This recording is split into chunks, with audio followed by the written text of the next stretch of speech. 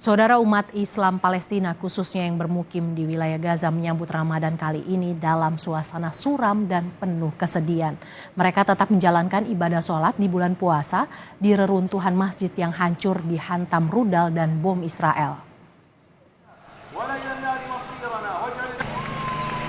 Ramadan kali ini terasa sangat berbeda bagi warga Palestina, khususnya yang bermukim di Gaza. Selain bencana kelaparan, umat Muslim Palestina saat ini tidak menjalankan ibadah sholat di dalam masjid akibat ratusan masjid yang ada di wilayah Gaza hancur terkena serangan udara militer Israel. Pihak berwenang Palestina melaporkan sedikitnya 1.000 masjid hancur. Di Rafah, jemaah termasuk anak-anak berkumpul untuk sholat Jumat di tengah reruntuhan Masjid Al-Farouq. Masjid Al-Farouq merupakan salah satu masjid terbesar serta tertua di kota Rafah. Pihak berwenang Palestina melaporkan sedikitnya 1.000 masjid hancur akibat serangan Israel. Kini warga Palestina di jalur Gaza melaksanakan sholat berjemaah di luar ruangan atau di sekitar reruntuhan bangunan masjid. Hancurnya masjid membawa kesedihan tersendiri bagi warga Gaza.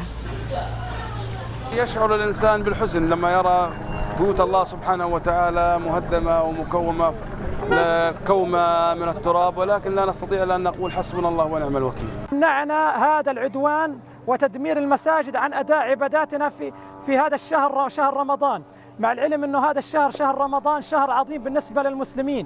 هذا الشهر يقدسونه جميع المسلمين، فلن يمنعنا ولن يوقفنا تدمير المساجد، مع العلم أن أغلب مساجد قطاع غزة مدمرة بالكامل، ولكن إن شاء الله صامدون إن شاء الله عز وجل. إذا هدموا المسجد سنصلي بجوار المسجد.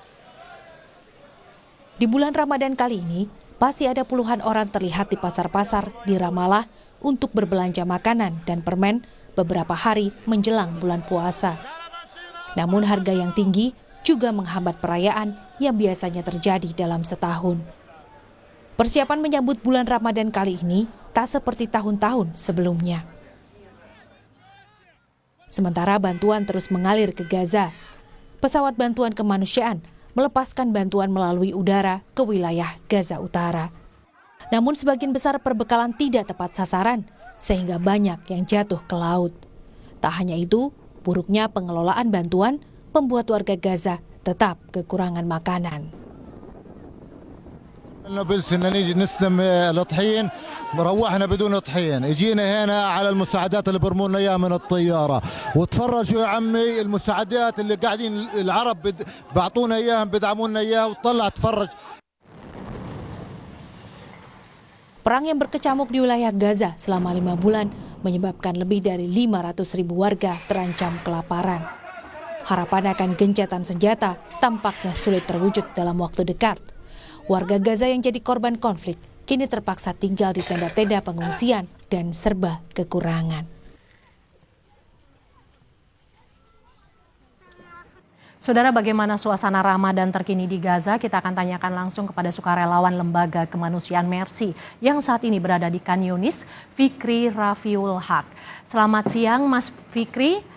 Selamat siang waktu Jakarta, selamat pagi waktu Gaza, Mas Fikri.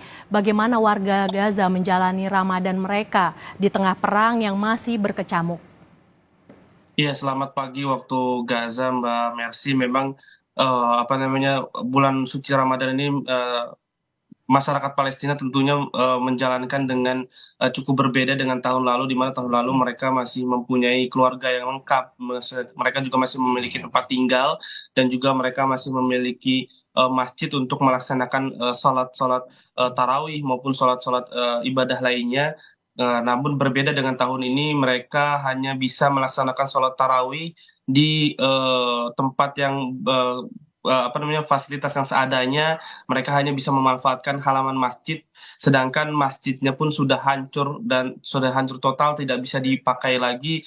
Dan banyak juga masyarakat yang menjalani bulan suci Ramadan ini dengan tidak lengkap anggota keluarganya, dan juga tidak memiliki tempat tinggal yang memadai untuk mereka beristirahat, karena sudah ratusan ribu rumah warga sudah dihancurkan oleh pihak Israel. Sehingga memang bulan suci Ramadan ini mereka menjalani dengan penuh kesabaran. Mereka juga banyak hari ini yang berpuasa namun tidak mengikuti sahur karena keterbatasan stok makanan ataupun bahan pangan yang mereka miliki sangat menipis, dan juga bantuan-bantuan yang juga mereka dapatkan juga sangat menipis begitu, karena perlu ketahui juga sampai detik ini pihak Israel masih terus melakukan blokade-blokade terhadap bantuan-bantuan, sehingga jumlah bantuan yang masuk ke jalur Gaza itu sangat sedikit, jauh dikatakan dari cukup, karena memang terdapat 2,5 juta warga yang saat ini tinggal di jalur Gaza di bawah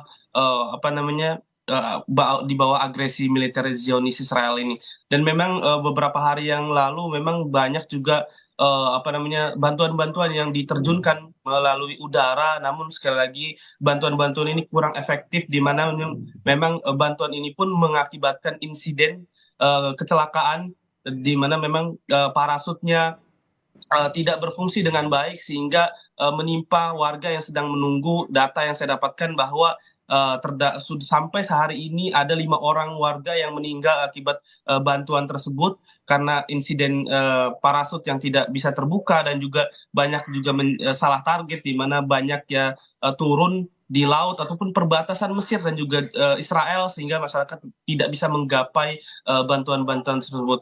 Dan memang yang paling efektif adalah bantuan-bantuan tersebut melalui jalur darat saja, melalui Rafah antara perbatasan Mesir dan jalur Gaza.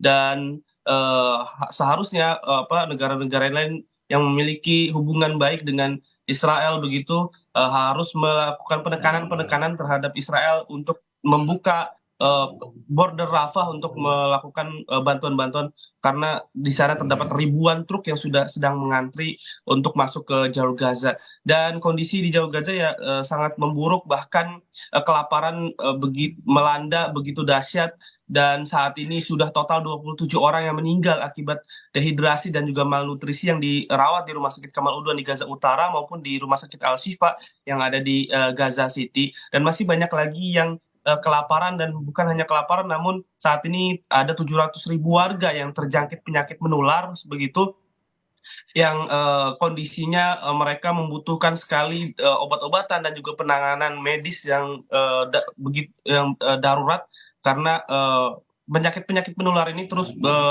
menulari warga-warga karena kondisinya sangat buruk. Di tenda-tenda pengungsian banyak genangan-genangan air akibat saluran-saluran air yang rusak dan dibom juga oleh pihak Israel, sehingga ini menimbulkan banyaknya penyakit yang dialami oleh masyarakat Gaza.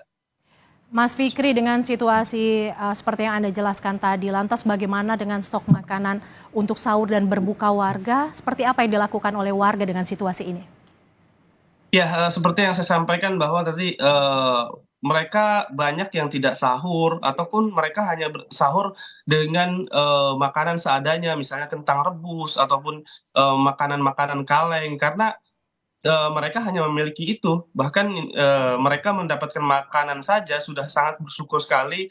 Mereka sebelum datang bulan suci Ramadan ini, bahkan mereka juga sebenarnya sudah sering berpuasa, karena sekali lagi bantuan masih sangat sulit. Mereka hanya bisa memakan 1 hari sekali atau bahkan 2 hari sekali, saking sulitnya makanan yang mereka miliki begitu, stoknya yang sangat menipis. Dan untuk berbuka pun sama, mereka hanya makan sederhana saja, yang penting mereka bisa membatalkan puasa mereka pada azan maghrib begitu.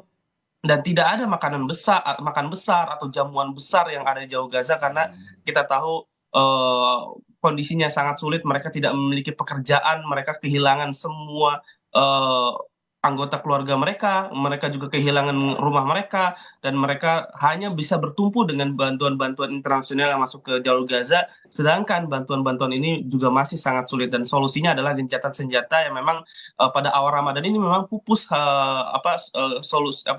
gencatan senjata tidak bisa diadopsi begitu, namun informasi yang saya dapatkan bahwa akan adanya diskusi mengenai gencatan senjata pada minggu depan antara kedua belah pihak yang dimediasi oleh Qatar, Mesir, dan juga Amerika Serikat. Baik, terima kasih Fikri Rafiul Haq, sukarelawan Lembaga Kemanusiaan Mercy yang saat ini berada di Khan Yunis. Terima kasih sudah bergabung di Kompas Siang, Mas Fikri. Semoga lancar ibadah puasanya dan semoga lancar dan juga selamat dalam menjalankan misi kemanusiaan di sana.